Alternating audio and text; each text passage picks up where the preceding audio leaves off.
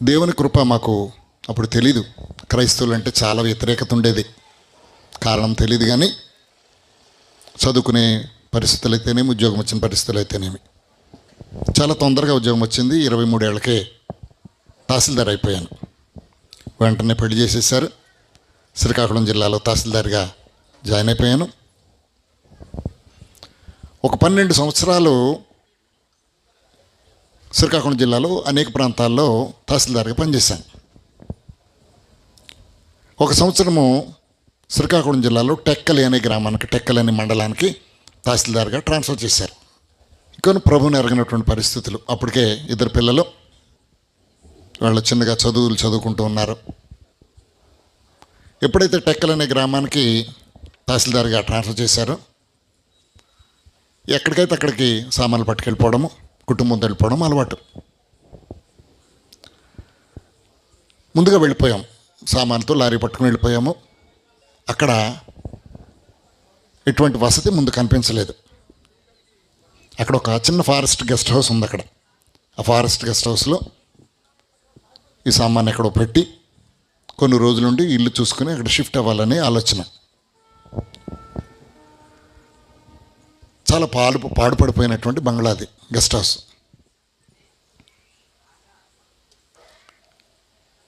పేరుకు తాలూకా కానీ చాలా చిన్న చిన్న ఇళ్ళు ఉండేవి. నా భార్య వెళ్ళి ఊరంతా గాలించింది. మా బంటోతులు తిరిగారు, ఎక్కడ నచ్చలేదు. ఒకరోజు సాయంత్రం ఒక ఇల్లు బాగుందండి, వెళదాము. ఒక 2-3 రోజుల్లోనే వెళ్ళాము, చూసాము. బాగుంది ఇల్లు, కొత్త ఇల్లు అది. ఆ ఇల్లు చూసుకుని మళ్ళీ వెనక్కి ఒక్కసారి తిరిగేటప్పటికి కొంచెం ఇబ్బంది కలిగింది. కారణం ఏంటంటే ఇంటి మీద సిలువ గుర్తుంది. క్రైస్తవులన్నా నాకు ఇబ్బందికరంగా ఉండేది. కారణం తెలీదు. నా భార్యతో అన్నాను, అమ్మ ఇలాంటి ఇల్లే దొరికిందా, వేరే ఇల్లు చూడొచ్చు అంటే, ఊరంతా వెతికాను, ఎక్కడ మంచి ఇల్లు దొరకలేదు, ఒకటి బాగున్నది. మరి ఆ సిలువ గుర్తు బాగాలేదు కదా, ఎవరైనా చూస్తే మనల్ని కూడా క్రిస్టియన్స్ అనుకుంటారేమో అన్న. అలాగే అనుకోరు, కానీ మనం ఇంట్లోకి వెళ్ళిన తర్వాత మన పూజలు అన్నీ చేసుకోవచ్చు అని చెప్తే, మొత్తానికి ఇంట్లో ఆ సాయంకాలమే మొత్తం సామానంతా షిఫ్ట్ చేసి వచ్చేసాం. తెల్లవారు 3 గంటలకు ఓ పోలీస్ కానిస్టేబుల్ మా బంటూరుతో కలిపి వచ్చారు. తెల్లవారుజాము 3 గంటలకు వచ్చి లేపి, అయ్యా నిన్నటి వరకు మీరు ఉన్నటువంటి ఫారెస్ట్ గెస్ట్ హౌస్ నక్సలైట్లు పేల్చేశారు. మనం వెంటనే రిపోర్ట్లు కలెక్టర్ గారికి వాళ్ళకి చెయ్యాలి. ఎవరు ప్రాణ నష్టమైతే లేదు, అక్కడ ఒక వాచ్మెన్ ఉన్నాడు, వాచ్మెన్ కూడా రాత్రి అక్కడ లేడట. నిన్నటి వరకు ఉన్నట్టయితే, ఆ రాత్రి కూడా అక్కడ ఉన్నట్టయితే నేను, నా భార్య, నా పిల్లలు ఏమైపోయేవారమో, చనిపోయేవారు. ఇప్పుడు ఇక్కడికి వచ్చి ఉండేవాడిని కాదేమో. నేను మనసులో దండం పెట్టుకున్నాను. నేను పూజిస్తున్నటువంటి ముక్కోడి దేవతలు నన్ను ఎంతగా కాపాడారు. కానీ నేను వచ్చింది ఏ ఇంట్లోకి వచ్చాను? నేను క్రైస్తవుల ఇంట్లోకి. పక్కనే ఒక చిన్న చర్చ్ ఉంది, పాస్టర్ గారు కట్టుకున్నారు, ముచ్చటపడి కట్టుకున్నారు. మరి ఏమి ఇబ్బంది వచ్చిందో అదికిచ్చారు. ప్రియమైనటువంటి దేవుని బిడ్డలారా, దేవుని ప్రణాళిక అప్పుడు నాతో ఉంటుందని నాకు తెలీదు. ఆ ఇంట్లోకి వచ్చిన తర్వాత మా భార్యది రాజమండ్రి. ఆవిడ ఇంటి ముందు ఒక మంచి చర్చ్ ఉండేది. అప్పటి నుంచి పాటలు వస్తుండేవట. వాళ్ళ అమ్మాయి ఈవిడ వింటుండేవారట. అప్పుడప్పుడు ఈవిడ మంచి గాయకురాలు, సంగీతం నేర్చుకున్నారు. చదివినటువంటి స్కూల్ క్రిస్టియన్ స్కూల్. అక్కడ పాటలు నేర్పిస్తుండేవారట. అప్పుడప్పుడు చర్చిలోకి వెళ్ళి పాటలు పాడుతూ ఉండేదట. కానీ వాళ్ళు కూడా క్రైస్తవులు కాదు. వాళ్ళ నాన్నగారు, వాళ్ళ అమ్మగారు చాలా హిందూ భక్తులు, మా తల్లిగారు, తండ్రిలాగే. మరి వాడి తాలూకా అలవాటు మాకు వచ్చింది. మా పిల్లల్ని 6 నెలలకోసారి తిరుపతి తీసుకెళ్ళడం, వారితో పాటు నేను కూడా గుండు కొట్టించుకోవడము ఆనవాయితీగా జరుగుతుండేది. ఇంట్లోకి వచ్చాము. వచ్చిన మరుసటి రోజు సండే వచ్చింది. పెద్దగా మైక్ వినిపిస్తుంది. బంట్రోతను పిలిచాను, ఏంటి మైక్ వస్తుందని. పక్కనే చర్చ్ ఉందండి, వెళ్ళి ఆపేమను, మైక్ ఆపేమను, సండే మాకు సెలవు ఉంది, పడుకోవాలి. తర్వాత పాస్టర్ గారు వచ్చారు. ఏదో వాదమైంది, సౌండ్ తగ్గించుకోండి అని చెప్పాను. అలా నడుస్తుంది. ఆయనతో కేకలు వేయడము, నడుస్తూ ఉండడం ఇలా జరుగుతుంది. ఈ లోపల ఎలక్షన్ నోటిఫికేషన్ వచ్చింది. ప్రియమైనటువంటి దేవుని బిడ్డలారా, ఎలక్షన్ నోటిఫికేషన్ వచ్చిన తర్వాత ఇరు వర్గాలు పోటాపోటీగా వాళ్ళ మీద వీళ్ళ మీద వాళ్ళు బుర్ర జల్లుకుంటున్నారు. ఇలా జరుగుతూ ఉన్నటువంటి సమయంలో ఒక అపోజిషన్ ఎమ్మెల్యే గారు, గవర్నమెంట్లో లేనటువంటి ఎమ్మెల్యే, 6 నెలల క్రితం టెక్కలి గ్రామంలో 1000 మందికి ఇళ్ళ పట్టాలు ఇచ్చారు, ఇళ్ళు కట్టించారు. అన్నీ కూడా ఇప్పుడు ఏదైతే ప్రభుత్వం ఉందో ఆ ప్రభుత్వంలో ఉన్నటువంటి ఉద్యోగస్తులకి అందరికీ పెద్ద పెద్ద వాళ్ళందరికీ ఇచ్చేశారని గొడవ చేశారు. మరుసటి రోజున ఈయన అన్నాడు, కాదు అవి ఇచ్చేటప్పటికి మీ గవర్నమెంటే ఉంది, మీ వాళ్ళే అందరూ కూడా మీ వాళ్ళే ఉన్నారు, అందరూ ఉన్నటువంటి వాళ్ళకి పట్టాలు ఇచ్చేశారు.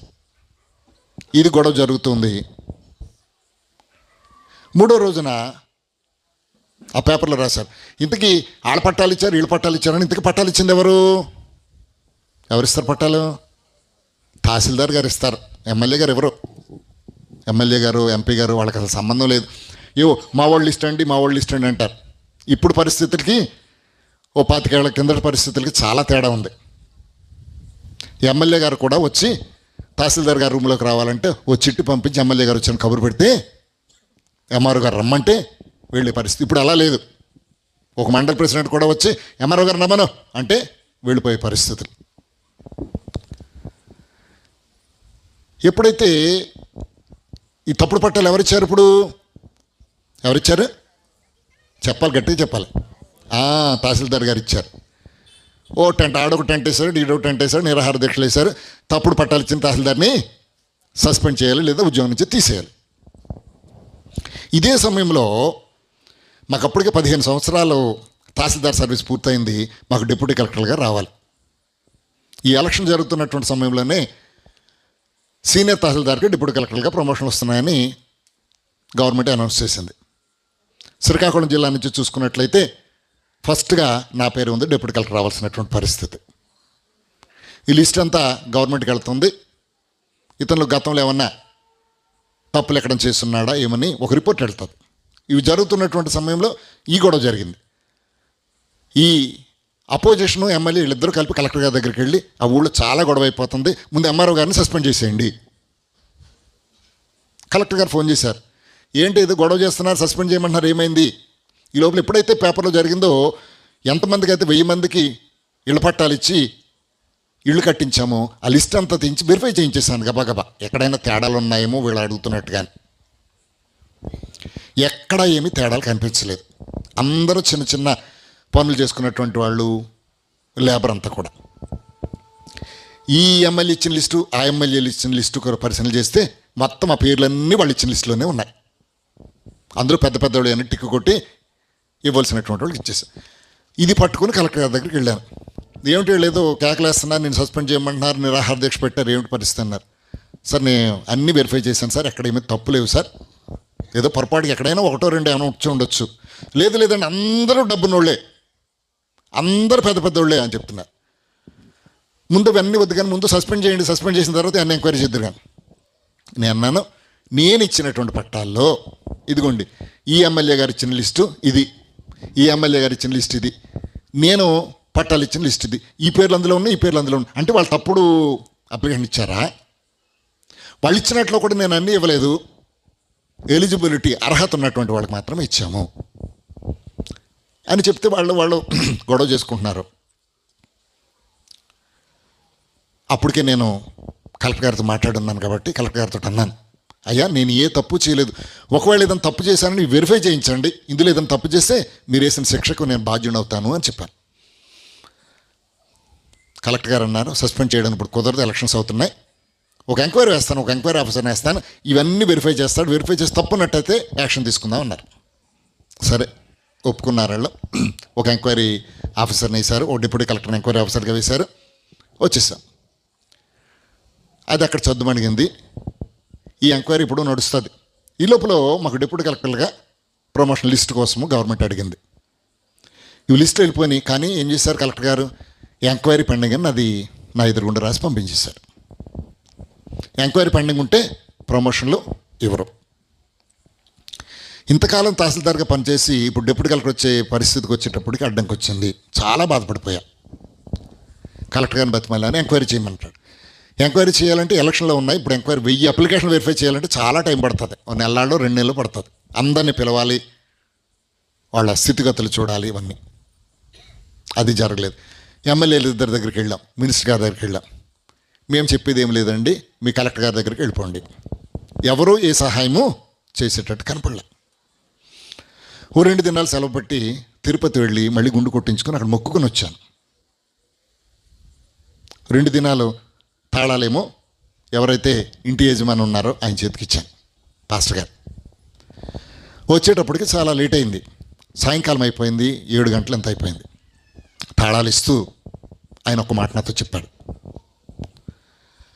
అయ్యా తహసీల్దార్ గారు, మీరు ఊరు వెళ్ళారు కానీ ఇక్కడ చాలా చాలా గొడవలుగా ఉన్నాయి. మీరు ఏదో సస్పెండ్ అయిపోతారట, ఉద్యోగము పోతుందట, మీకు ఏదో డిప్యూటీ కలెక్టర్ ప్రమోషన్ కూడా రాదట, ఇవన్నీ అనుకుంటున్నారు. మా చర్చిలో పిల్లలు ఉన్నారు, వాళ్ళందరూ కాలువలు తుడుచుకునేవాళ్ళు, రైతు పనులకు వెళ్ళేవారు, వాళ్ళందరూ ఉన్నారు. అయ్యా తహసీల్దార్ గారు, మన చర్చ్ మీద గొడవ పెట్టింది కరెక్టే, మైక్ ఆఫ్ చేయమండము, మీటింగులు జరగకుండా చూడడం అన్నీ కరెక్టే. కానీ మన చర్చిలో ఉన్న బీదోళ్ళందరికీ పట్టాలు ఇచ్చారు, అందరికీ ఇళ్ళు కట్టించారు. మరియు పెద్ద వాళ్ళకి ఇచ్చారంటారు, కానీ అలాంటి వాళ్ళు మా కాలనీలో ఎవరూ లేరు. అయ్యా మేమందరం ఒక మాట అనుకున్నాం మీతో చెప్పాలని. ఆయన కూడా తహసీల్దార్ గారు ఊర్లో లేరు, ఎక్కడికో వెళ్ళారట. మరి ఆయన వచ్చే లోపల మనము ఓ ఉపవాస కూడుకోడు పెట్టుకుని ఆయన కోసం ప్రార్థన చేద్దాం అని చెప్పారు. నిన్నటి దినాన్నే చర్చిలో కూడుకు జరిగింది. కూడుకు జరిగినప్పుడు అందరూ కూడా ఏకీభించి ప్రార్థన చేశారు. మాకు దేవుని వాక్యం ఒకటి ఉంది, మత్తయి సువార్త 7వ అధ్యాయం 7వ వచనంలో ఒకటి ఉన్నదండి. అదేంటంటే, అడుగుడి మీకు ఇయ్యబడును, వెదకుడి మీకు దొరుకును. మేము అడిగాము, మేమందరం ప్రార్థన చేసి అడిగాము, అందరము కూడా ఏమని అన్నాము? ఆమేన్. ఆమేన్ అంటే జరుగునుగాక. అంటే దేవుడు మాకు ఎక్కడ ఇందులో అలాగడిగితే ఇస్తాను, ఇలాగడిగితే ఇస్తాను అనలేదు. అడుగుడి మీకు ఇవ్వబడినని ఉన్నది. మేము అడిగాము, దేవుడు ఆమేన్ అన్నాడు. కాబట్టి మీరు భయపడవలసిన అవసరం లేదు, మిమ్మల్ని ఎవ్వరూ ఏమీ ముట్టుకోలేరు. మీరు చక్కగా ఇక్కడి నుంచి ప్రమోషన్ మీద వెళ్తారు, మీరు గాబరపడద్దు. ఎమ్మెల్యేలు హామీ ఇవ్వలేదు, కలెక్టర్ గారు హామీ ఇవ్వలేదు, నేను వెళ్ళినటువంటి తిరుపతి వెళ్ళినట్టు అక్కడ కూడా ఎవరు హామీ ఇవ్వలేదు. అదేదో శటకోపం తీసుకొచ్చి నెత్తి మీద పెట్టాడు అంతే. కానీ ఇంతే ఉన్నాడు ఈయన, కృపాద అనమాట. ఇంతే మనిషి ఉన్నాడు, 5 అడుగులు 5 అడుగులు 2 అంగుళాలు ఉంటాడు. ఆయన వచ్చి చెప్తున్నాడు, మీకేమీ కాదండి, మేము ప్రార్థన చేశామండి, మీరు దైవజనుడు ఇంట్లో ఉంటున్నారు, మీరు నేను ఈరోజు చెప్తున్నా, మీరు భయపడదు, ఇక్కడి నుంచి ప్రమోషన్ మీద వెళ్తారు, ఎవ్వరు మిమ్మల్ని ముట్టుకోలేరండి అన్నాడు. అరే ఇంత ధైర్యం ఎలా చెప్తున్నాడు? నేను అనుకున్నా, మొట్టమొదటిగా నా గురించి మంచిగా మాట్లాడింది ఈయనొక్కడే. వెళుతూ ఈ మాటలు చెప్పేసి వెళుతూ ఒక్కసారి మళ్ళీ వెనక్కి తిరిగి వచ్చి, అయ్యా ఒక్క మాట అని అడిగాడు. చెప్పండి. చాలా సంతోషం. ఇంతవరకు ఆయనతో మంచిగా మాట్లాడింది లేదు, ఏమీ లేదు. మేమందరం అడిగాము, కానీ ఓ లోకరిచ్చే ఒక మాట ఉన్నది కదండి, అడగందే అమ్మాయినా అన్నం పెట్టదు. మరి మేమందరం అడిగాం, కానీ మీరు కూడా ఒక్కసారి అడిగితే బాగుంటుంది. వామ్మ ఈ టైం చూసి నన్ను చర్చికి తీసుకెళ్ళిపోదాం అనుకుంటున్నావా? నేను రాను, నాకు చాలామంది దేవుళ్ళు ఉన్నారు అని చెప్పేసి అతను పంపించేశాను. కానీ మనసులో ఒకటి పీకుతుంది, మరి మాకు ముక్కోటి దేవతలు అపక్షంగా ఉన్నారు, మరి యేసు ప్రభు ఈయన దేవుడు అంటున్నారు, ఒకవేళ ఈ నడకపోతే ఏమైనా ఆగిపోతుందా, మరి ఈ దేవుడు ఏమైనా అడ్డు పెడతాడా అని ఒక ఆలోచన వచ్చింది. సరే ఏదైతే ఏమైంది, ఒకసారి వెళ్ళి ఆయన రమ్మంటున్నాడు, పిలిచాడు కదా, వెళ్ళి ఒకసారి అడిగేస్తే బాగుంటుంది అని ఆ రాత్రే చర్చిలోకి వెళ్ళి అక్కడ కూర్చొని ఒక్క మాట అడిగా, నిజంగా నువ్వు దేవుడు అయితే ఈ గొడవలన్నీ పోయి నాకు ప్రమోషన్ రావాలి, అప్పుడు నేను నమ్ముతాను అని అనుకుని వచ్చేసా. ప్రియమైనటువంటి దేవుని బిడ్డలారా, తర్వాత హైదరాబాద్ వెళ్ళి మా ప్రమోషన్ విషయాల గురించి కనుక్కుంటే వాళ్ళు చెప్పేశారు, అయ్యా మీకు ప్రమోషను ఇప్పుడు రాదు, ఎంక్వైరీస్ అయిన తర్వాత ఇంకొక ఛాన్స్ వచ్చినప్పుడు మీకు వస్తుంది. వాళ్ళకి ఏదో కొంత డబ్బులు ఇవ్వ చూశాను, వాళ్ళు డబ్బులు తీసుకోలే, వచ్చేసాను. ఇక ప్రమోషన్ రావాల్సిన టైం వచ్చింది. ఈ లోపల ఇంకా ఎలక్షన్ జరుగుతుంది, ఇంకా ఎలక్షన్స్ నోటిఫికేషన్ అయింది, కానీ ఇంకా ఫైనలైజ్ అవ్వలా. ప్రమోషన్ ఇచ్చారని వార్త వచ్చింది. మాతో ఉన్నటువంటి మిగతా నలుగురు, మేము 5గురు ఉండేవాళ్ళం అక్కడ డిప్యూటీ తహసీల్దారులుగా. 5గురు డిప్యూటీ కలెక్టర్లు రావాలి, నాది మాత్రం రావట్లేదు. వాళ్ళు ఫోన్ చేసి, అయ్యా బోస్ గారు మీకు ప్రమోషన్ రావట్లేదు, మాకు వస్తున్నాయి. అవును బాబు, ప్రాబ్లం ఉంది. ప్రియమైన దేవుని బిడ్డలారా, 10 గంటలకు కలెక్టర్ ఆఫీస్ నుంచి ఫోన్ వచ్చింది, అయ్యా మీకు ప్రమోషన్ వచ్చింది. దేవుని స్తోత్రం. ఎలా వచ్చింది, ఏమైంది తెలీదు. ఇంకా కలెక్టర్ గారి దగ్గరికి పోలేదు, మీరు అర్జెంటుగా రండి, వచ్చి కలెక్టర్ గారిని కలవండి. ఒక చిన్న బ్యాగ్లో 2 బట్టలు పెట్టుకుని మోటార్ బైక్ వేసుకుని కలెక్టర్ ఆఫీస్కి వెళ్ళిపోయాను. ఈ ఆర్డర్ పట్టుకుని కలెక్టర్ గారి దగ్గరికి వెళ్ళాను. మళ్ళీ ఎందుకు వచ్చామని చూశాడు ఆయన. అయ్యా ప్రమోషన్ వచ్చింది అన్న. ప్రమోషన్ నీకెలా వచ్చింది ప్రమోషను అని ఒక్కసారి కొంచెం సీట్లోంచి లేచి పెద్దగా అరిచాడు. భయపడ్డాను, ఏమో మళ్ళీ గవర్నమెంట్కి ఇన్ఫార్మ్ చేసి అదేమన్నా క్యాన్సిల్ చేస్తాడేమోనని. కానీ ఇంతలోనే మరి ఏమనుకున్నాడో, ఎనీహో కంగ్రాచులేషన్స్ అన్నాడు. వెంటనే రిలీవ్ చేశాడు. వీటిలో వెళ్ళి విశాఖపట్నంలో జాయిన్ అయిపోయా. తర్వాత ఫ్యామిలీని తీసుకుని వెళ్ళిపోయా. ప్రియమైనటువంటి దేవుని బిడ్డలారా, ఎలాగొచ్చిందో ఎందుకు వచ్చిందో తెలీదు. ఆ జిల్లాలో అందరూ కూడా చెవులు కొరుక్కున్నారు, ఏమైంది, ఎలా వచ్చింది, ఎంక్వైరీ కూడా కాలేదు కదా. ఒక నెలల తర్వాత హైదరాబాద్ మీటింగ్కి వెళ్ళవలసినట్టు అవసరం వచ్చింది. హైదరాబాద్ వెళ్ళి ఆ కమిషనరేట్కి వెళ్ళి వాళ్ళని అడిగాను, ఎలా వచ్చింది ప్రమోషను ఏమిటి. ఏమనండి, మీ పేరైతే మేము రికమెండ్ చేయలేదు, లిస్ట్ వెళ్ళింది, రెడ్ మార్క్తో వెళ్ళింది, నాట్ ఎలిజిబుల్ ఫర్ ప్రమోషను. 10 మంది కలెక్టర్లు చూస్తారు దాన్ని. అవి చూశారు, చీఫ్ సెక్రటరీ చూశారు, సీఎం గారి దగ్గరికి వెళ్తుంది ఫైల్, సీఎం గారు సంతకం పెట్టాలి. ఎంతమంది ఉండిపోయారు, ఇలాగా వచ్చిన చీఫ్ సెక్రటరీతో మాట్లాడారు, 7 ఉండిపోయారండి. వేకెన్సీలు ఉన్నాయండి, ఖాళీలు లేవండి ఎక్కడా కూడా, వెళ్ళిస్తే వాటితో నింపాలి. ఇప్పుడు మళ్ళీ కొత్తగా ఇంకొంతమంది పిల్లలు అయ్యేమొద్దు, కానీ వీళ్ళకి ఎంక్వైరీ పెండింగ్ అంటున్నారు కదా, ఎంక్వైరీ తర్వాత చేసుకుని ముందు ప్రమోషన్ ఇచ్చేయండి అని సంతకం పెట్టేశాడు. దేవుని స్తోత్రం. రాజాజ్ఞను కూడా మార్చగలిగినటువంటి దేవుడు. ఆమేన్, హల్లెలూయా. కారణం ఏంటట, ఒకే ఒక్క కారణం నాకు అనిపించింది. ఏంటది, అడుగుడి మీకు ఇవ్వబడును, విశ్వసించేవాడు కలవరపడడు, నమ్ముట నీ వలనైతే నమ్మువానికి సమస్తము సాధ్యమే. కానీ ప్రియమైన దేవుని బిడ్డలారా, కొంతకాలం 2-3 నెలలు అయిపోయింది, నేనైతే ఆ గుళ్ళకి పోవట్లేదు, చర్చ్ అంటే అసలు తెలియదు నాకు. పాస్టర్ గారు నాకు ఒక బైబిల్ ఇచ్చారు అక్కడి నుంచి వెళ్ళిపోయేటప్పుడు. అది ఏం చేయాలో తెలీదు, ఎలా చదవాలో తెలీదు. నేను అనుకున్నాను, ఆ రాత్రి చర్చికి వెళ్ళాను, వెళ్ళకపోయినా ఇది జరిగి ఉండేదేమో.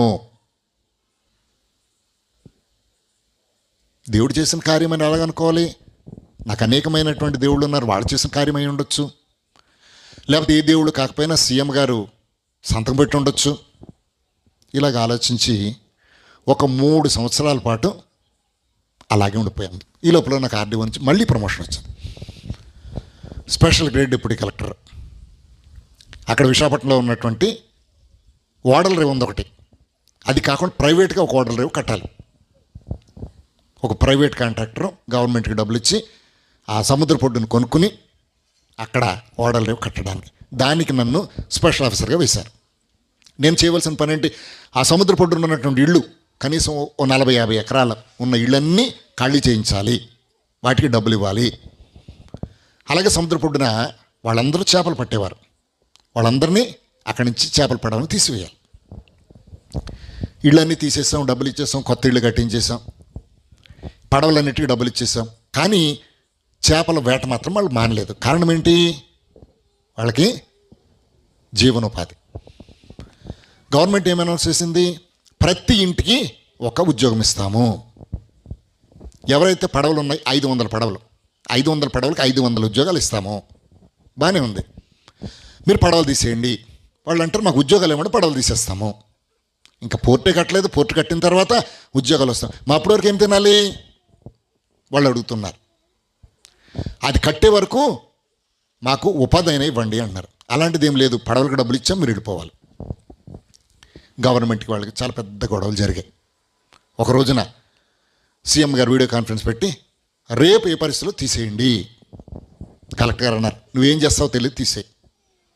ఎస్పీ గారు అన్నారు, మీకు ఎంత సిబ్బంది కావాలి, పోలీస్ సిబ్బంది? 500 మంది సిబ్బంది కావాలి, తీసుకెళ్ళాం. ఆయన పడవల్ని తీసేయండి. మేము తీయము, మాకు ఈ రోజున ఒక కాగితం రాసి రేపటి నుంచి మాకు జీవనోపాధి ఇవ్వండి అంటే జీతాలు ఇవ్వండి. ఉద్యోగాలు అన్నారు కదా, ఈ రోజు నుంచే జీతాలు ఇవ్వండి. అక్కడ పోర్ట్రే లేకుండా ఏమి ఇస్తామంటుంది గవర్నమెంట్. పోలీసులు పెట్టి బలవంతంగా తీసేయండి.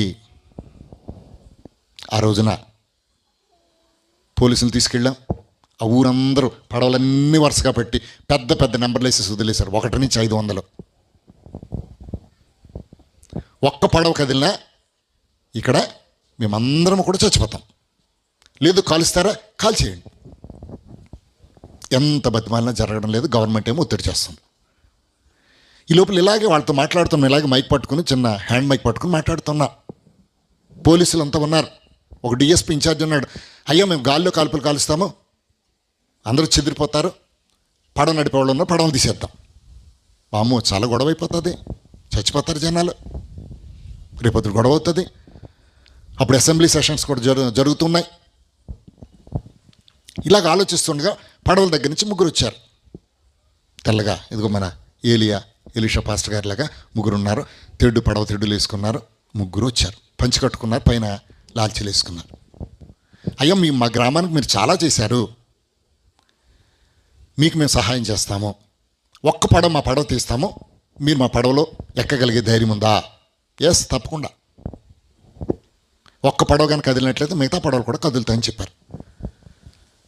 ఆ పడవ ఎక్కారు. నేను మిగతా వాళ్ళతో, మిగతా డిప్యూటీ కలెక్టర్స్ ఉన్నారు, మా రెవెన్యూ ఇన్స్పెక్టర్స్ ఉన్నారు, తహసీల్దార్స్ ఉన్నారు, జనాలు 3 మంది ఉన్నారు. వాళ్ళంతా చెప్పాను, ఒక పడవ కదిలితే మిగతా పడవలన్నీ కూడా మీరు తీసుకుని రండి. ఆ పడవ ఎక్కాం, పడవ తీసుకుని సముద్రంలోకి వెళ్ళిపోయాం. వేరే ప్రాంతానికి, ఎక్కడైతే ఈ పడవలు పెట్టాలనుకున్నామో ఆ ప్రాంతానికి వెళ్ళిపోయాం.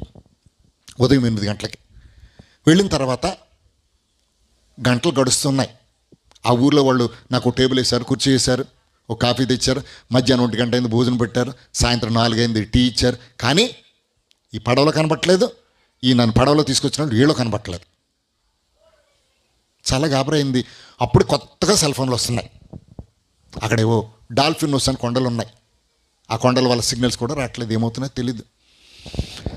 సాయంకాలం ఏడైపోయింది, ఇంక చీకటి పడిపోయింది.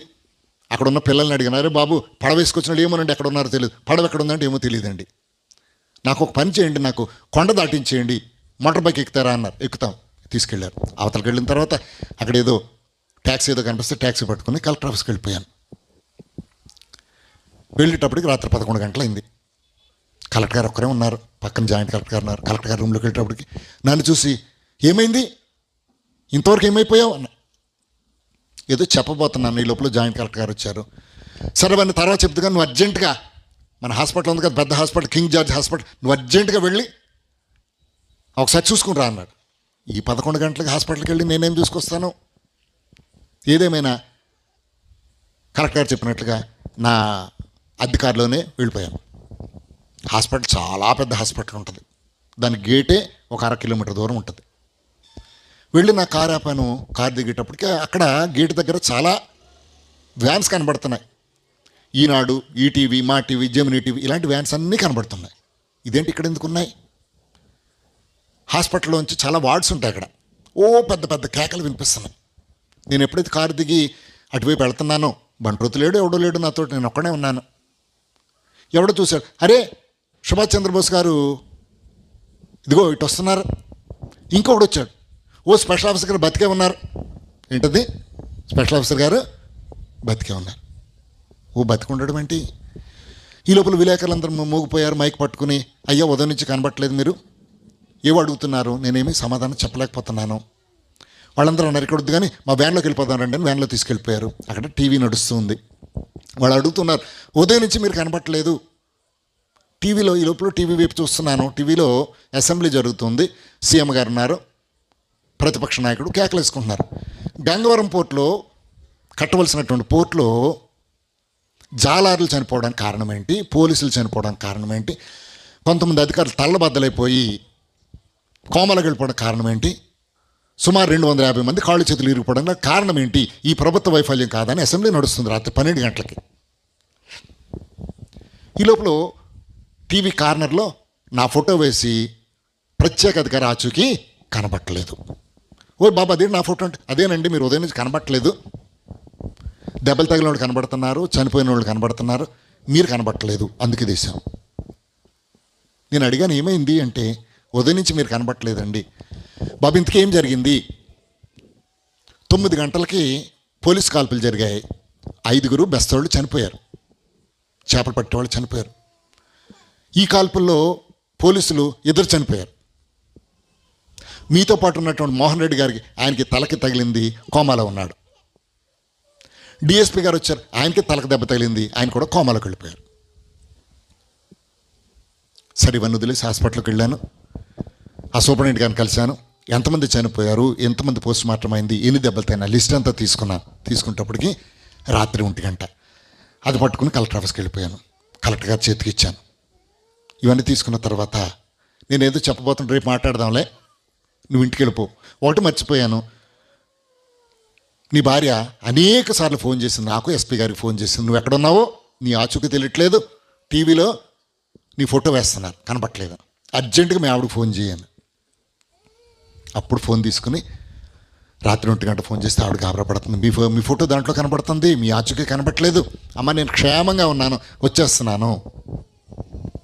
ప్రియమైనటువంటి దేవుని బిడ్డలారా, వెళ్ళిపోతూ ఉంటే మా ఆవిడ మళ్ళీ ఫోన్ చేసి, మన ఇంటికి దగ్గరలోనే పాస్టర్ గారు ఉన్నారు కదా, మీకు రోజు సువార్త చెప్తున్నారు, ఆయన చాలా 10-15 సార్లు వచ్చారు, అరగంట క్రితం కూడా వచ్చారు, ఒక్కసారి ఆయన పలకరించేసి రండి. వెళుతూ 3 ఇళ్ళ దగ్గరలోనే ఆయన తలుపు కొట్టాను. ఆయన వచ్చి నన్ను పైనుంచి కిందకి చూసి, అయ్యగారు క్షేమంగా ఉన్నారా? క్షేమంగా ఉన్నాను, రండి కూర్చోండి అని మంచినీళ్ళు ఇచ్చారు. మంచినీళ్ళు ఇచ్చి ప్రార్థన చేసి ఒక్క మాట చెప్పాడు, అయ్యా మీ గురించి బైబిల్లో ఎంత చక్కగా రాయబడిందండి, బైబిల్లో నా గురించి రాయబడిందట. ఉంటుందా నా గురించి? నా గురించి బైబిల్లో రాయబడి ఉంటుందా? ఎవరైనా చెప్పండి కొంచెం. ఉంటుందా? ఉండదా? పునసారి చూద్దాం, ఉందా లేదా. 91వ కీర్తన 7వ వచనం చూడండి. 91వ కీర్తన, నీ ప్రక్క 1000 మంది పడినాను, కుడి ప్రక్కన 10,000 మంది కూలినను, అపాయము నీ యొద్దకు రాదు. దేవునికి స్తోత్రం. నా గురించేనా? 11వ వచనం కూడా చూడండి. నీ మార్గములన్నిటిలో నిన్ను కాపాడుటకు ఆయన నిన్ను గూర్చి తన దూతలకు ఆజ్ఞాపించును, నీ పాదములకు రాయి తగలకుండా వారు నిన్ను తమ చేతుల మీద ఎత్తి పట్టుకుందురు. దేవుని స్తోత్రం. ఇది నా గురించేనా? 14వ వచనం చూడండి మళ్ళీ. అతడు నన్ను ప్రేమించుచున్నాడు కనుక నేను అతను తప్పించదును, అతడు నా నామం ఎరిగిన వాడు కనుక ఘనపరచెదను. దేవునికి స్తోత్రం. నేను ఆయన ప్రేమించానా? ప్రభు ఎవరో నాకు తెలుసా? చెప్పాలి, మిమ్మల్ని అడుగుతున్నా. నేను ఆయన్ని ప్రేమించానా? చెప్పాలి. ఎప్పుడు ప్రేమించాను, ఎలా ప్రేమించాను? ఇప్పుడు నేను చెప్పిన మాటలు ఏమన్నా దేవుని మీద నా ప్రేమ అక్కడ కనిపించిందా లేదా? ప్రభువుకి మంచి మందిరం కట్టించానండి బాబు. ఇప్పుడు అది వెళ్తే 50 కోట్లు ఖరీదట ఆ చర్చ్. ఇప్పుడు దేవుని స్తోత్రం. స్థలం ఇచ్చాను, పెద్ద మందిరాన్ని కూడా కట్టాను. ప్రభువు అన్యాయస్తుడు కాదు మర్చిపోవడానికి. ప్రియమైనటువంటి దేవుని బిడ్డలారా, ఆయన మరణము నుంచి తప్పించగలడు. ఇంకా చదవండి, ఇంకా 2-3 మాటలు ఉన్నాయి, చదవండి. అతడు నాకు మొరపెట్టగా నేను అతనికి ఉత్తరం ఇచ్చేదను, శ్రమలో నేను అతను తోడైందును, అతను విడిపించి గొప్ప చేసేదను, దీర్ఘాయువు చేత తృప్తిపరిచేదను, నా రక్షణ అతనికి చూపించదను. దీర్ఘాయువు చేత, ఆయన దీర్ఘాయువు చేత దీవిస్తే ఈ తుపాకీలు ఏం చేస్తాయి? మనల్ని రక్షణ కూడా చూపిస్తాను. ప్రియమైనటువంటి దేవుని బిడ్డలారా, ఈ మాటలు విన్నాను, నాలో చాలా గొప్ప ధైర్యం వచ్చేసింది.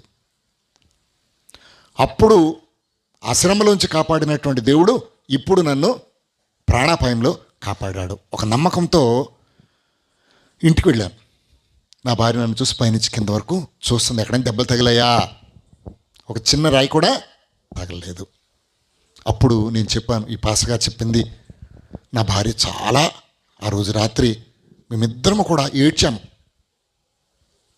ప్రభువే గాని కాపాడకపోతే ఈ పాటికి మా కుటుంబం అంతా ఈనాడు వీధిని పడిపోయి ఉండేవాళ్ళం. అప్పుడు ఆ ఇంట్లోకి వెళ్ళినందుకు గెస్ట్ హౌస్ని పీల్చేసిన ఒక్క రాత్రిలో తప్పించినటువంటి దేవుడు. ఇక్కడ మందిరం కట్టించినందుకు ప్రాణాపాయంలోంచి విడిపించినటువంటి దేవుడు. దేవుని స్తోత్రం. ఆ రాత్రి పడుకుని తెల్లవారుజామున చాలా అలసిపోయి ఉన్నాను. చాలా లేట్గా లేచా. 8 గంటలకు లేచి బ్రష్ పట్టుకుని అలాగొచ్చేటప్పటికి మా బంట్రోత్ ఆల్రెడీ వచ్చున్నాడు.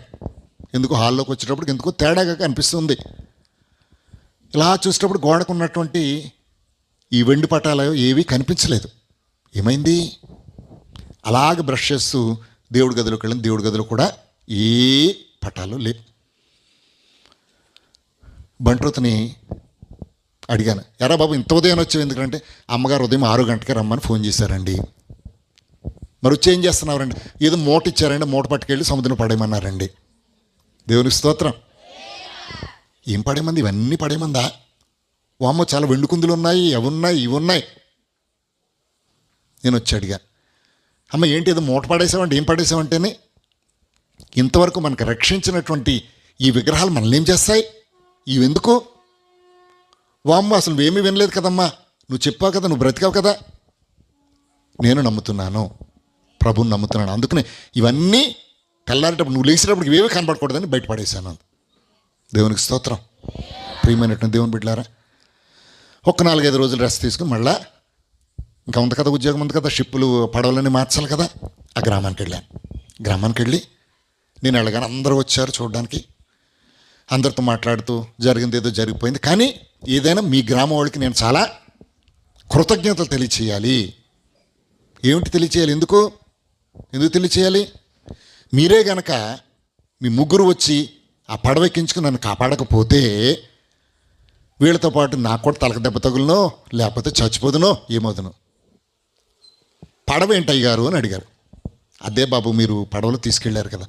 పడవ తీసుకెళ్ళడం ఏంటి అయ్యగారు అన్నారు.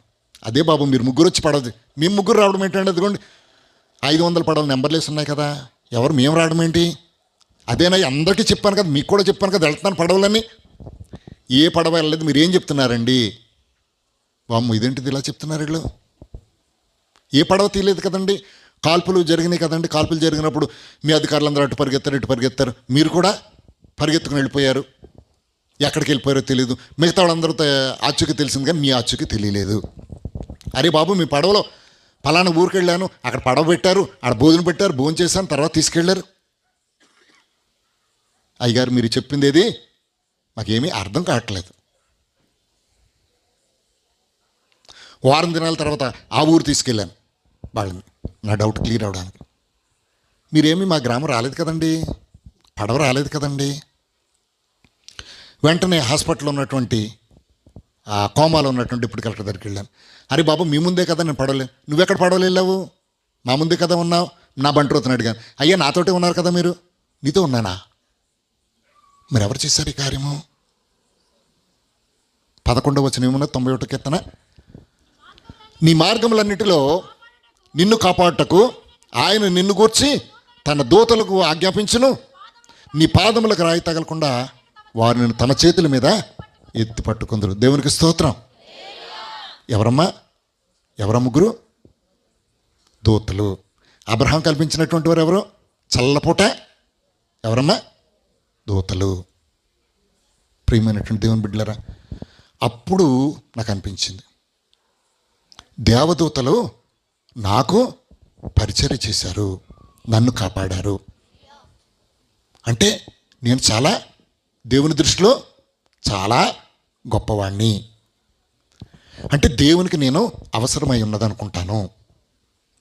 ఆ రోజు నుంచి మా జీవితం మారిపోయింది. అంతవరకు ఆర్డీఓ అంటే మీకు తెలీదు. తహసీల్దార్ తెలుసా మీకు ఎలా ఉంటుందో? తహసీల్దార్ గారు ఎలా ఉంటుందో తెలుసా? వీళ్ళ పట్టాలు ఇస్తారు, పిల్లలకు స్కూల్ సర్టిఫికెట్లు ఇస్తారు. ఇప్పుడు తక్కువ అయిపోయినాయి కానీ అప్పుడు చాలా అధికారులు ఉండే.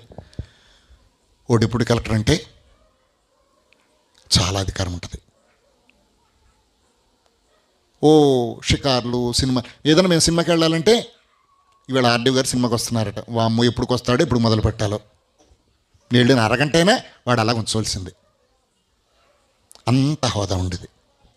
ప్రియమైన దేవుని బిడ్డలారు, ఎప్పుడైతే ఈ సంఘటన జరిగిందో మా జీవితం మారిపోయింది. సినిమాలు లేవు, షికార్లు లేవు, సరదాలు లేవు, ఏమి లేవు.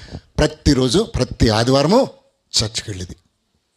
అమ్మగారికి సంగీతం బాగా వచ్చు. మందిరంలో పాటలు నేర్చుకుంది. మంచి పాటలు పాడడం మొదలుపెట్టింది. ఇక పాస్టర్ గారు ఏం చేశారు, నన్ను ఎక్కడికైనా తీసుకుని వెళ్ళిపోతుండేవారు. మంచి సాక్ష్యం ఉందని నా సాక్ష్యం చెప్పిస్తుండేవారు. తొందరలోనే మేము బాప్తిసం పొందేశాం. ప్రియమైన దేవుని బిడ్డలు, 1 సంవత్సరం పాటు ప్రతిరోజు ఏదో ఒక చోట సువార్త కూడిక లేదా గృహ కూడిక జరుగుతూ ఉండేది. ఇలా ఉంటుండగా ఇంకొక సంవత్సరం జరిగింది. ఖమ్మం జిల్లాకు జాయింట్ కలెక్టర్గా ప్రమోషన్ వచ్చింది. ఈ ప్రమోషన్ వచ్చినప్పుడు ఇక్కడికి వచ్చేసాను. కానీ ఎక్కడ ఖాళీ ఉండేది కాదు. ఆదివారం చర్చికి వెళ్ళడానికి కూడా ఖాళీ ఉండేది కాదు. ఒక 6 నెలలు ఏదో గడిచిపోయింది. కానీ మందిరానికి వెళ్ళలేకపోతున్నాను. ఒకవేళ పొరపాటున మందిరానికి వెళ్ళిన కలెక్టర్ గారు ఫోన్ చేసి, జేసీ గారు ఎక్కడ ఉన్నారు, అర్జెంటుగా రండి. ఇలాగ చాలా ఇబ్బంది పడిపోతున్న భార్యతో చెప్పేసినమ్మా, ఇక నా వల్ల ఈ ఉద్యోగం చేయడం నా వల్ల కాదు, నేను ఉద్యోగం మానేస్తా. ప్రభు సన్నిధికి వెళ్ళినట్టు, ప్రభు రక్షించినటువంటి జీవితం ప్రభు కోసం ఉపయోగపడకపోతే ఎందుకు? మా ఆవిడ గాబరా పడిపోయింది. వామ్మో, ఇంకా 12 సంవత్సరాల సర్వీస్ ఉంది, 10-12 సంవత్సరాల సర్వీస్ ఉంది. పిల్లలు ఇంకా చదువుతున్నారు, ఇంజనీరింగ్ చదువుతున్నారు. ఇంకేం మనం ఏం పెద్దగా సంపాదించుకోలేదు, ఏమీ లేదు. ఏదో ఒక ఇల్లు మాత్రం కొన్నారు లోన్ పెట్టి, అది తప్పించేమీ లేదు. ఎలాగా?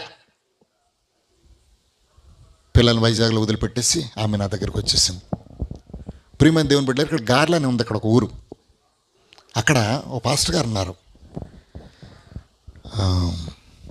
జార్జ్ మిల్లర్ గారు. ఆయనతో పరిచయం అయ్యి ఈ ప్రాంతం తండా ప్రాంతాలకి ఇంచుమించుగా 2 రోజులకోసారి 3 రోజులకోసారి జీపులు 2-3 జీపులు వచ్చి అనేక చోట్ల సువార్త ప్రకటించుకుని వెళ్తుండేవారు.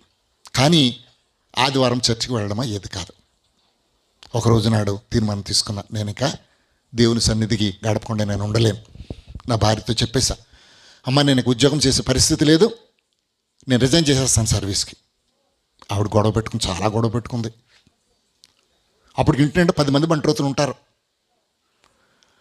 ప్రతి పనికి కూడా కాలు కింద పట్టినెవరు, వంట చేయనివ్వరు, ఏ పని చేయనివ్వరు, అన్నీ వాళ్ళు చేస్తారు. 2 కార్లు ఉంటాయి, బంట్రోతులు ఉంటారు, ముందుగా పోలీసు వ్యాన్ ఒకటి ఉంటుంది. ఇంతటి అధికారం వదిలేసి నువ్వు వెళ్ళిపోతావా? నాతో మాట్లాడడం మానేసింది. నేను అన్నానమ్మా, దేవుడు నాతో మాట్లాడుతున్నాడు, నేను ఉద్యోగం మానేయాలి. నీతో మాట్లాడిన దేవుడు నాతో కూడా మాట్లాడాలి కదా, నేను కూడా నీతో పాటే రావాలి కదా. అడిగమ్మ, తప్పకుండా దేవుడు నీతో మాట్లాడతాడు. ఖచ్చితంగా 1 నెల రోజులు నాతో మాట్లాడలేదు. రోజు ఏడుస్తూనే ఉండేది. బంట్రోతులు భోజనం పెట్టేవారు, బంట్రోతులు అన్నీ చేసేవారు. ఆవిడ ఒక రూమ్లో పడుకునేది, నేను ఒక రూమ్లో పడుకునేవాడిని. ఒక రోజున ఏడ్చుకుంటున్న దగ్గరికి వచ్చింది. అయ్యా, ప్రభు నాతో మాట్లాడాడు. అమ్మా, ఏం మాట్లాడాడు నీతో? నీకు బైబిల్ సరి చదవడం రాదు కదా. నేను ఒకటే అనుకున్నాను, ప్రభు నువ్వు నాతో మాట్లాడాలంటే ఇదిగో ఈ పేజీలో, ఇదిగో ఇక్కడ వేలు పెడుతున్నాను, నువ్వు నాతో మాట్లాడు అని అడిగిందట. అలా పెడితే ఏమొచ్చింది ఆవిడకి? లూకాసు వార్త 12వ అధ్యాయం 29వ వచనం నుంచి 2-3 వచనాలు ఉన్నాయి. ఒకసారి చూడండి ఏమున్నదో. 12వ అధ్యాయం 29వ వచనం సరిగా చదవాలి. ఏమి తిందుము, ఏమి త్రాగదుము అని విచారించకుడి, అనుమానం కలిగి ఉండకుడి. ఈ లోకపు జనులు వీటన్నిటిని వెతుకుదురు, ఇవి మీకు కావలసినవని మీ తండ్రికి తెలియను. మీరైతే ఆయన రాజ్యమును వెతకుడి, వానితో కూడా ఇవి మీకు అనుగ్రహించబడును. దేవునికి స్తోత్రం చెప్పండి ఒకసారి. ఈ లోకపు జనులందరూ ఏమనుకుంటారు? ఏం తింటాము, ఏమి తాగుతాము, రేపు నుంచి జీతం రాదు, ఎలా బ్రతుకుతాము, పిల్లల్ని ఎలా చదివిస్తాము. కానీ ప్రభు చెప్తున్న మాట ఏంటంటే, మీరు దేవుని రాజ్యాన్ని వెతకండి, అప్పుడు మీకు అవన్నీ కూడా మీకు దొరుకుతాయి. నేను ఇప్పుడు నమ్ముతున్నాను, మీరు అర్జెంటుగా రిజైన్ చేసేయండి. ప్రియమైన దేవుని బిడ్డలారా, కాగితం పట్టుకెళ్ళి మా కలెక్టర్ గారికి ఇస్తే, రేపు మాపు నువ్వు కలెక్టర్ అవుతున్నావయ్యా, నాతో పాటే వచ్చేస్తావు నువ్వు కూడా, నీకు నాకు పెద్దగా సర్వీస్ తేడా ఏమి లేదు, 10 ఏళ్ళు సర్వీస్ ఉంది, కలెక్టర్ అవుతావు, గవర్నమెంట్ సెక్రటరీ అయిపోతావు, చాలా పెద్ద పెద్ద దావటికి వెళ్ళాలి. లేదండి, నేను వెళ్ళిపోవాలి, దేవుని సేవ చేయాలి. సేవ అంటే ఏమో తెలీదు. ఒక వారం 10 దినాలు ఆయన దగ్గర కాగితం ఉంచుకొని ఆయన గవర్నమెంట్కి పంపించాడు. గవర్నమెంట్ పంపించి చీఫ్ సెక్రటరీ గారు కబురు పెట్టారు నాకు. మళ్ళీ వెళ్ళాను. ఏం బాబు నీ ఇంకా 10 ఏళ్ళు సర్వీస్ ఉంది, చాలా పెద్ద కేటర్కి వస్తావు. లేదండి నేను ఉద్యోగం వదిలిపెట్టాలి. ప్రియమైన దేవుని బిడ్డలారా, ఆయన కూడా అప్రూవ్ చేశారు. ఈ మాటను తీసుకెళ్ళి విశాఖపట్నం వెళ్ళి తల్లిదండ్రులతో చెప్పాను, నేను ఉద్యోగం వదిలేస్తున్నాను. తల్లిదండ్రులు, అత్తగారు, మామగారు, మా తమ్ముడు, చెల్లి వాళ్ళందరూ చాలా గొడవ చేశారు. అయినప్పటికీ కూడా మా తండ్రి గారు, మామగారు ఒకే ఒక మాట అన్నారు, మీ పిల్లల చదువులు పూర్తి అవ్వాలి, వాళ్ళకు ఉద్యోగాలు రావాలి, అప్పుడు మాత్రమే నువ్వు ఉద్యోగం నుంచి తొలగింపబడాలి. అంతవరకు రిజైన్ చేయడానికి వీల్లేదు. ఒకవేళ ఇది ఏమైనా జరిగినట్లయితే నీ పేరు చెప్పి మేము ఏదైనా తాగేసి చచ్చిపోతాం. ఎందుకంటే నీ పిల్లల బాగోగులు మాకు కావాలి, నువ్వేమైపోయినా మాకు పర్వాలేదు. నా కొడుకు కలెక్టర్ ఎప్పుడు అవుతాడు? ఇప్పటికే జాయింట్ కలెక్టర్ గారు నాన్నగారు ఇల్లేదని అందరూ చెప్తుంటారు. రేపు పొద్దున కలెక్టర్ గారు ఇల్లేదని నేను చెప్పించుకోవాల్సింది పోయి ఓ పాస్టర్ గారు నాన్నగారు అని చెప్పించుకోవాలా? నువ్వు ఇప్పుడు లక్షల జీతం వస్తుంది, రేపు పొద్దుట ఆళ్ళ తల మీద పెట్టి ప్రార్థన చేస్తే 10 రూపాయలు ఇస్తారు, ఏళ్ళ తల మీద ప్రార్థన చేస్తే 10 రూపాయలు ఇస్తారు. దాంతో బ్రతుకుతావా నువ్వు? చాలా పెద్ద మాటలు మాట్లాడేశారు. ప్రియమైనట్టు దేవుని బిడ్డలారా, వచ్చేసాను. సరే వీళ్ళు అలాగే ఉంటారని వచ్చేసాను. ఆ రావాల్సినటువంటి ఉద్యోగం నుంచి వెళ్ళిపోవడానికి పర్మిషన్ వచ్చేసింది. ఆ ముందు రోజు పిల్లల దగ్గర నుంచి ఫోన్ వచ్చింది, డాడీ కంగ్రాచులేషన్స్. ఏరా బాబు ఏంటి సంగతి అంటే, మేము 3rd ఇయర్ చదువుతున్నప్పుడు 3rd ఇయర్లో కూడా క్యాంపస్ సెలక్షన్ అయ్యి 4th ఇయర్ వాళ్ళకే కాకుండా 3rd ఇయర్లో కూడా క్యాంపస్ సెలక్షన్లు ఇచ్చారు, మాకిద్దరికీ ఉద్యోగాలు వచ్చేసాయి. దేవునికి స్తోత్రం. అరే బాబు ఇంకొక సంవత్సరం ఉంది కదా, ఆ సంవత్సరం అయిన తర్వాత ఉద్యోగాలు జాయిన్ అవ్వచ్చట. ప్రియమైన దేవుని బిడ్డలారా, దేవుడు అన్యాయస్తుడు కాదు. మీ తాతగారు గొడవ చేస్తున్నారు, ఇలా ఆయనకి చూపెట్టండి కాగితాలు. ఒకటన్నారు, మీ పిల్లలకి చదువులు పూర్తవ్వాలి, ఉద్యోగాలు రావాలి, ఉద్యోగాలు వస్తే కానీ నువ్వు ఉద్యోగానికి రిజైన్ చేయకూడదు. దేవుడు ఎన్ని గొప్ప కార్యాలు చేస్తాడో. ఆమేన్. రిటైర్మెంట్ తీసేసుకున్నాను. ఆ రోజున రిలీవ్ అయిపోయిన రోజున జంగారెడ్డిగూడెంలో శిఖామణి గారు అని ఉంటారు, ఆయనతో బాగా పరిచయం ఉండేది ఆ రోజుల్లో. మీకు ఒక సంఘటన చెప్పడం మర్చిపోయా. ఇక్కడ జాయింట్ కలెక్టర్గా చేస్తున్నటువంటి సమయంలో చర్చికి వెళ్తున్నా, నాకు పెద్దగా పాస్టర్లు వాళ్ళు ఎవరో నాకు తెలీదు. వెళ్ళడము, భక్తిగా ఉండడము, రావడం. కలెక్టర్ గారికి ఒక ఇన్విటేషన్ వచ్చింది. ఎక్కడది, జగ్గపేట దగ్గర చిల్లకల్యాణం ఉంది. ఆ చర్చ్ రెన్యువేషన్ చేశారు. ఆ రెన్యువేషన్కి ఎవరు పెద్ద దైవజనులు వస్తున్నారు. కలెక్టర్ గారికి ఇన్విటేషన్ వచ్చింది. కలెక్టర్ గారు అన్నారు, నాకు పెద్ద ఇంట్రెస్ట్ లేదు కానీ నువ్వు యేసుప్రభు అని చెప్తుంటావు కదా, నువ్వు వెళ్తావా అని అడిగారు. వెళ్తానండి తప్పకుండా. వెళ్ళేటప్పుడు చాలా లేట్ అయిపోయింది, ఆఖరికి వచ్చేసింది. నేను వెళ్ళి ఈయనకి ఫోన్ చేశాను, శిఖామణి గారికి ఫోన్ చేస్తే ఆయన వచ్చాడు. అప్పుడు తీసుకెళ్ళి అక్కడ పరిచయం చేశాడు పాస్టర్ గారికి. ఈయన జాయింట్ కలెక్టర్ చేస్తున్నాడు, ఒక్క 5 నిమిషాలు సాక్ష్యం చెప్తాడట నాతోటి.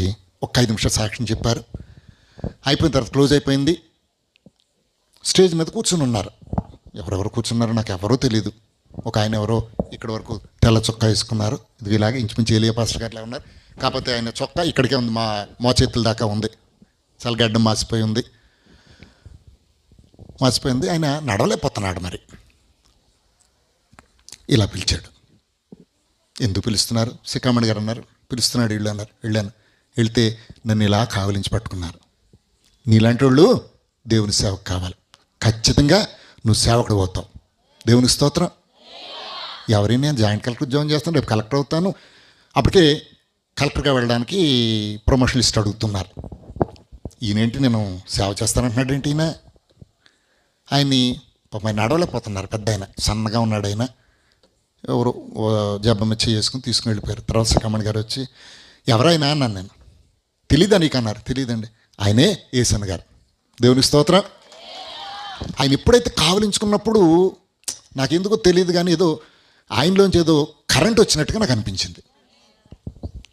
ప్రియమైనట్టు దేవుని బిడ్డలారా, తర్వాత 3 నెలలు ఎంత ఉన్నట్టున్నారు. తర్వాత చనిపోయారు ఆయన, యేసన్న గారు. అదే ఆయన మొదట చూడడము, లాస్ట్ కూడా అదే. తర్వాత ఆ దైవజనుడి తలక ఆశ నన్ను సేవకు పిలిచిందేమో అని అనుకుంటాను. దేవునికి స్తోత్రం. ప్రియమైన దేవుని బిడ్డలారా, ఆ రోజున నేను రిటైర్ అయిన రోజున శిఖామణి గారు ఆ ఖమ్మంలోని పాస్టర్లందరినీ పిలిచి నా భార్యని నన్ను అభిషేకించి 100 మంది 200 మంది ఉంటారు పాస్టర్లు అభిషేకించి విశాఖపట్నం పంపించేశారు. విశాఖపట్నం వెళ్ళాను. అక్కడ ఏం చేయాలో తెలీదు. మరలా తర్వాత ఖమ్మం నుంచే ఫోన్లు వస్తుండేవి, అయ్యా మీరు ఇక్కడ సాక్ష్యం చెప్పడానికి రండి అని. అలాగొచ్చి మరలా మెల్లిమెల్లిగా వచ్చి ఖమ్మంలో ఉండిపోయాను. సువార్త తిరుగుతూ ఉన్నాను. తిరుగుతూ ఉన్నప్పుడు ఓ చిన్న కారు ఉండేది, వ్యాగనార్ అని ఉండేది. దూర ప్రాంతాలకి వెళ్ళడానికి అయ్యేది కాదు. ట్రైన్లో వెళ్ళేవాళ్ళని, బస్సులో వెళ్ళేవాడిని, అనేక ప్రాంతాలు పిలుస్తుండారు. ఒకరోజు నాడు ఒక ఫోన్ వచ్చింది నాకు. అయ్యా నా భార్యకి బాగాలేదు, మీరు వచ్చి ప్రార్థన చేస్తారా అని అడిగాడు ఒక ఆయన. వస్తానండి, తప్పకుండా వస్తాను. మీరు ఇప్పుడు బయలుదేరతారా అన్నాడు. ఎక్కడ చెప్పండి అంటే హైదరాబాద్లో పలానా దగ్గర. వామ్మో హైదరాబాదా, చాలా కష్టం ఇప్పుడు, తర్వాత ఎప్పుడు? లేదండి మీరు రావాలంటే, మన అప్పుడు వెహికల్ బస్సు ఎక్కి రావాలంటే ఏం లేదండి, నేను ఒక్క పావు గంటలో మీ దగ్గర కారు ఉంటుంది, నేను ట్యాక్సీ బుక్ చేస్తాను, మీరు దాంట్లో వచ్చేయండి. పావు గంటలో వచ్చింది. మేము భోంచేయలేదు, 11 గంటలు అవుతుంది, భోంచేయలేదు. ఫోన్ చేసి బయలుదేరుతాం. లేదండి మీరు అర్జెంటుగా వచ్చేయండి, మీరు వచ్చినప్పుడు ఇక్కడ భోజనం ఉంటుంది. ఆ కారులో తీసుకెళ్ళిపోయాడు.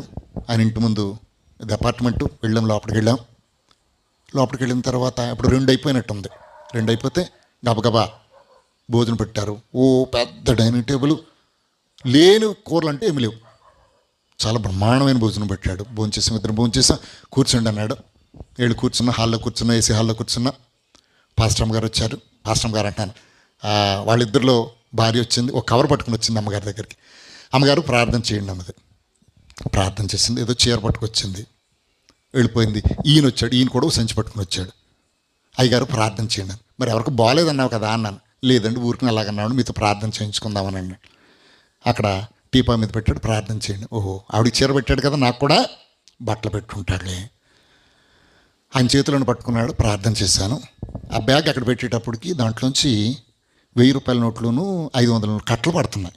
నేను చూసాను, ఏంటిది డబ్బులు కనబడుతున్నాయి. అడిగాను, అయ్యా ఏంటిది, మీరెవరో నాకు తెలీదు, రమ్మన్నారు, ప్రార్థన చేశాను.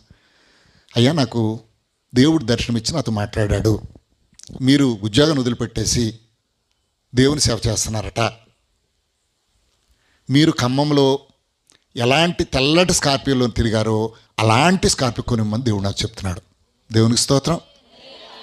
బాబు ఇప్పుడు నాకు డ్రైవింగ్ రాదు, ఏమీ రాదు, నేను వెళ్ళి దాన్ని కొనుక్కోవడం కూడా కష్టం అంటే, అయితే మీరు ఉండండి నేను కొత్త బండి తెప్పించేస్తాను, నీ డబ్బులు పంపించి అన్నాడు.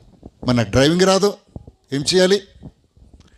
నేను ఖమ్మంలో జాయింట్ కలెక్టర్ చేస్తూ ఉన్నప్పుడు రెగ్యులర్ డ్రైవర్ లేకపోతే ఓ ప్రైవేట్ డ్రైవర్ని పెట్టుకుని నడుపుతుండేవాడిని, అతనికి జీతం ఇస్తూ, గవర్నమెంట్ ఇచ్చేది.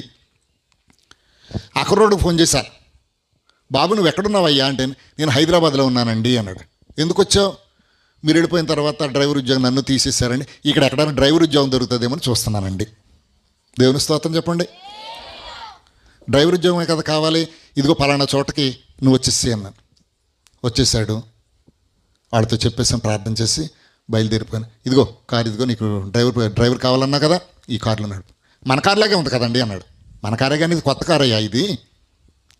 ప్రియమైన దేవుని బిడ్డలారా, దేవుడు ఆయన ప్రేమించే వారికి ఏ కొదువ ఉండదు. నేను అనుకున్నాను, ఇంత 13.5 లక్షలు పెట్టి ఇంత కారు ఎందుకు ఇచ్చాడు దేవుడు? ఒక్కసారి వెనక్కిళ్ళా. నేను విశాఖపట్నంలో ఆర్డీఓ చేస్తూ ఉండగా ఓ 2 కార్లు ఉండేవి, గవర్నమెంట్ కార్లు ఉండేవి, నాది ఒక చిన్న కారు ఉండేది. బైక్ నడపాలని ఒక పల్సర్ కొన్నా. పాస్టర్ గారితో ప్రార్థన చేయించా. 3 దినాలు అయింది. ఒకరోజు పాస్టర్ గారు ఫోన్ చేశారు, అయ్యా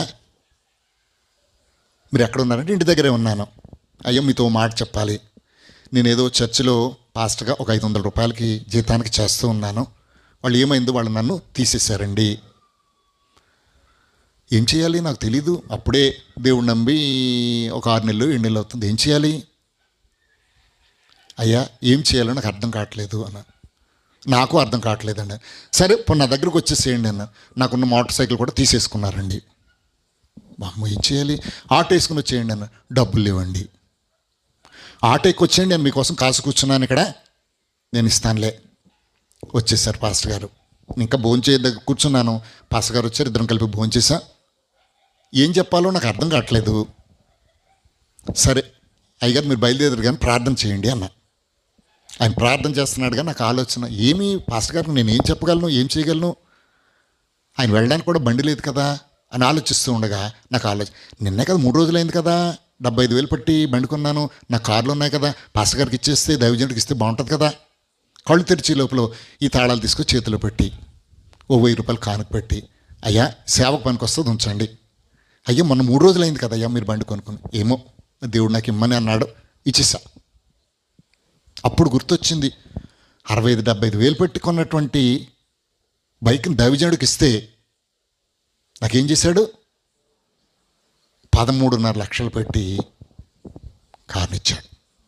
దేవుడు అన్యాయస్తుడు కాదు. ప్రియమైన దేవుని బిడ్డలారా, అది మొదలుకొని అనేక ప్రాంతాల్లో సువార్త చెప్పాను. 3 సంవత్సరాలు అనేక ప్రాంతాలు తిరిగి దేవుడు దర్శనమిస్తే ఖమ్మంలో ఒక మంచి మందిరాన్ని కట్టాను. ఎవరూ లేరు, చర్చ్ అయితే ఓపెన్ అయిపోయింది, విశ్వాసులు ఎవరు లేరు. అప్పుడు అనుకున్నా, ఏం చేయాలి ఇప్పుడు, విశ్వాసులు తీసుకురావాలి. విశ్వాసులు అంటే ఆ చర్చిల నుంచి ఈ చర్చిల నుంచి ఎదురుకు రావడానికి కాదు. జాయింట్ కలెక్టర్ గారు చర్చ్ పెట్టారంటే అప్పుడు నిండిపోయింది, వచ్చేసారు అందరూ. బాబు మీరందరూ చర్చికి వెళ్ళి వాళ్ళేనా? అవునండి చర్చికి వెళ్ళి వాళ్ళం. మీరు వాక్యం చెప్పినట్టు చాలా బాగుందండి, మీ చర్చికి వచ్చానండి. వామ్మో మీరు ఎక్కడైతే చర్చిలో వచ్చారో ఆ చర్చికి వెళ్ళిపోండి. దయచేసి రక్షణ పొందినటువంటి వారు ఎవరు కూడా నా చర్చికి రావద్దు.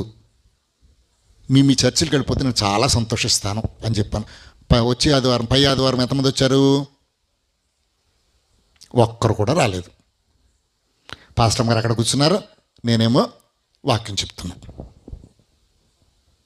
అప్పుడు అమ్మగారు నేను తీర్మానం తీసుకున్నాం, ప్రతిరోజు మనకు తెలిసినటువంటి ఆంజనేయుళ్ళకి వెళ్ళాలి, వాళ్ళకి సువార్త చెప్పాలి, తీసుకుని రావాలి. ప్రతిరోజు ఎవరొకరింటికి వెళ్ళడం చెప్పడం. అంత సులువుగా ఎక్కడ వచ్చేస్తారు చెప్తే? చెప్పి అలాగా ఈరోజు నాటికి ఖమ్మంలో సుమారుగా ఒక 75 మందికి బాప్తిస్మం ఇవ్వగలిగాను. దేవునికి స్తోత్రం.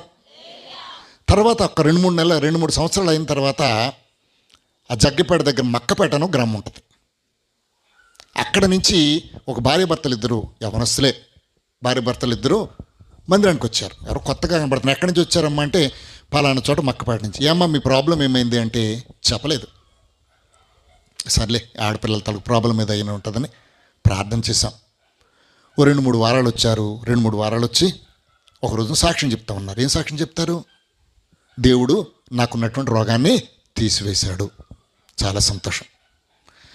అమ్మ మీకు ఇంత దూరం 50 కిలోమీటర్ల దూరం, మీరు ఇంత దూరం రావద్దు, అక్కడ ఏమైనా చర్చలు ఉంటాయి అక్కడికి వెళ్ళండి. అలాగే అయ్యగారు అన్నారు. వెళ్ళిపోయారు. వచ్చి వారం ఏం చేశారు, వాళ్ళతో పాటు ఇంకొక ఇద్దరిని తీసుకొచ్చారు. వారంకి 4 6 అవుతున్నారు, 6 8 అవుతున్నారు, 8 10 అవుతున్నారు, 10 12 అవుతున్నారు. ఆఖరికి ఒక 20 మంది తయారైపోయారు. అందరూ అన్యులే. ప్రతి 2వ శనివారం ఎక్కడో దగ్గర సువార్తకు వెళ్ళేవాళ్ళం. ఓ 2-3 వెహికల్స్ తీసుకుని వెళ్ళేవాళ్ళం. సరే ఆ విలేజ్ ఎలా ఉంటుందని ఆ విలేజ్ వెళ్ళాం, సువార్త చేసాం. ఊరంతా సువార్త చెప్పి అసలు ఇక్కడ ఏం చర్చెస్ ఉన్నాయంటే 2 చర్చెస్ ఉన్నాయి అక్కడ. ఒకటి RCM, ఒకటి CSI. ఎక్కడ కాలనీలో పాస్టర్ 2-3 పెట్టి 1-2 కాలనీలో వాళ్ళ ఇళ్లలో నడుపుతున్నారు. అడిగాను CSI సంగతి ఏంటి, ఈ సంగతి ఏంటంటే వాళ్ళు CSIకి పలానా కులం వాళ్ళు వెళ్తారండి, RCM చర్చికి పలానా కులం వాళ్ళు వెళ్తారండి. మరి అన్యులకి ఏది కులం ఎక్కడుందంటే అన్యులకి ఇక్కడ చర్చ్ లేదండి. ఎవరైనా ఉన్నట్టయితే జగ్గపట్టి వెళ్ళిపోతారు, లేకపోతే బోనకల్ వెళ్ళిపోతారు. వీరు నా దగ్గరికి వచ్చిన వాళ్ళందరూ అన్యులు, అన్య కులస్తులు. అప్పుడు అనిపించింది ఖచ్చితంగా ఇక్కడ మందిరము కావాలి. అక్కడ ముందుగా ఒక టెంట్ వేసి ప్రతి ఆదివారం ఉదయం 8 గంటలకు వచ్చి ఆరాధన చేసి వెళ్తుండేవాడిని. తర్వాత 1 సంవత్సరం తర్వాత అక్కడ కూడా ఒక మందిరాన్ని కట్టడం జరిగింది. అక్కడ ఒక 70 మందికి రక్షణ ఇవ్వడం జరిగింది. ప్రియమైన దేవుని బిడ్డలారా, ఇక వారంలో కనీసం 3 రోజులు ఎవరైనా సువార్తకు పిలుస్తూ ఉంటారో సాక్ష్యం చెప్తుంటాను, వాక్యం చెప్తూ ఉంటాను. ఈ రోజున